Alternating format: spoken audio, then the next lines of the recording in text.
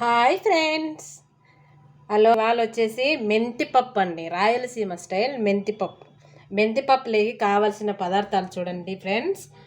మన ఇష్టం, మీరు ఎంతైనా వేసుకోవచ్చు. కందిపప్పు, పసుపు, టమాటాలు, ఉల్లిపాయ, వెల్లుల్లి, చింతపండు, కారం, కరివేపాకు, ఎండుమిర్చి అండి, ఇవి తాలింపుకి.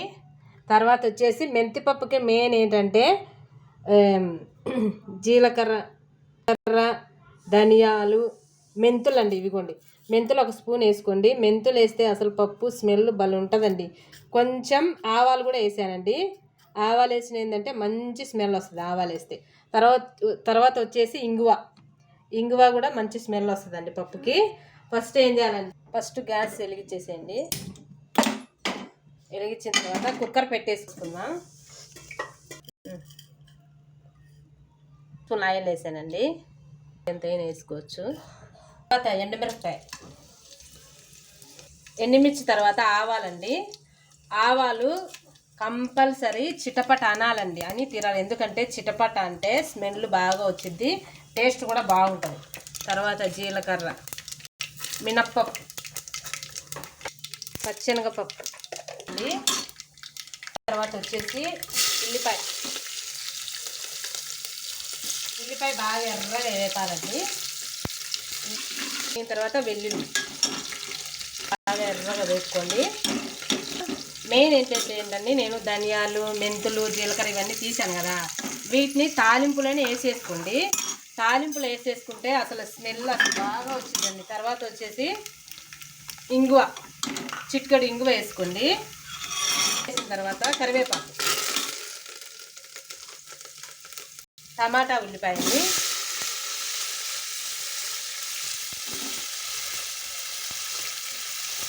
ఉల్లిపాయ కాసేపు మగ్గిద్దాం.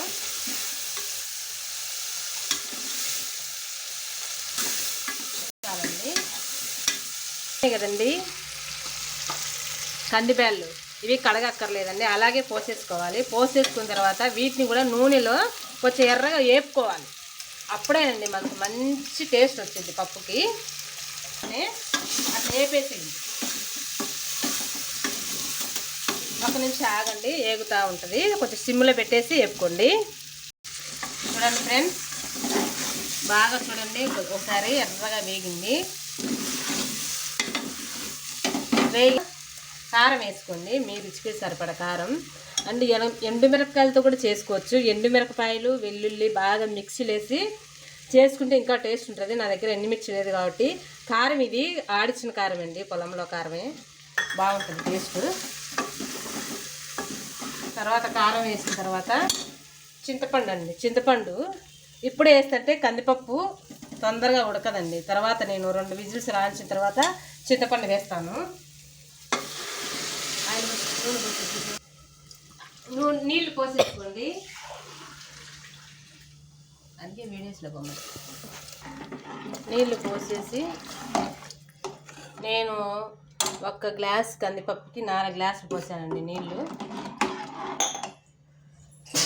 దీని తర్వాత అండి మళ్ళీ ఉప్పును, చింతపండు వేసేసుకోండి. లేకపోతే ఏంటంటే కందిపప్పు ఉడకదు, అందుకనేసి నేను ఇప్పుడు వేసాను. చూడండి ఫ్రెండ్స్, విజిల్స్ 4 వచ్చినాయి. తర్వాత చింతపండు వేసాను కదా, ఇలా వచ్చిద్దండి. చూడండి, ఉడికింది చక్కగా, పప్పు ఉడికిపోయిందండి. తర్వాత వేసుకోండి.